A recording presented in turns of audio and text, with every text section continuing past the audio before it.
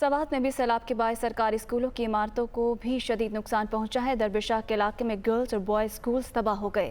علاقے میں دوبارہ تعلیمی سرگرمیاں شروع کرنا مشکل ہو گیا۔ دنیا نیوز کے نمائندے عامر جمیل اس وقت ایک سرکاری اسکول میں موجود ہیں، ان سے مزید جانتے ہیں۔ جی عامر، آگاہ کیجیے گا۔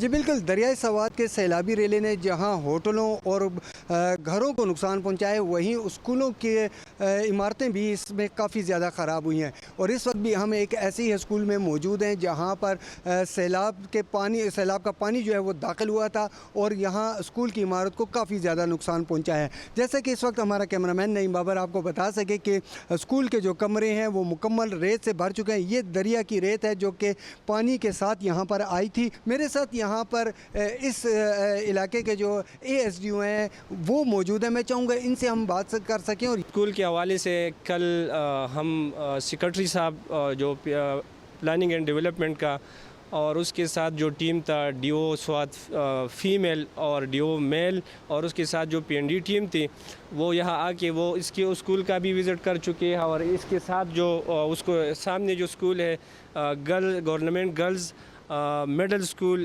دربشاہ گرام، یہ دونوں اسکول جو ہے یہ سیلاب کی وجہ سے وہ ڈیمیج ہو گئی ہے۔ کئی اسکول ایسے ہیں جو کہ مکمل طور پر سیلابی ریلے کی نظر ہو چکے ہیں اور کئی اسکول ایسے بھی ہیں جو کہ جزوی طور پر جن کو نقصان پہنچا ہے۔ دریا کا جو رخ ہے وہ تبدیل ہو چکا ہے اور اب یہ اسکول جو ہے وہ اس رخ کے اندر ہے۔ سیلاب کا جب بھی خطرہ ہو تو یہاں پر جو پانی ہے وہ ان اسکولوں میں داخل ہو سکتے ہیں۔ اس وجہ سے نئی ہدایات جاری کی گئی ہیں کہ سیف مقامات پر اسکولوں کی تعمیر کی جائے۔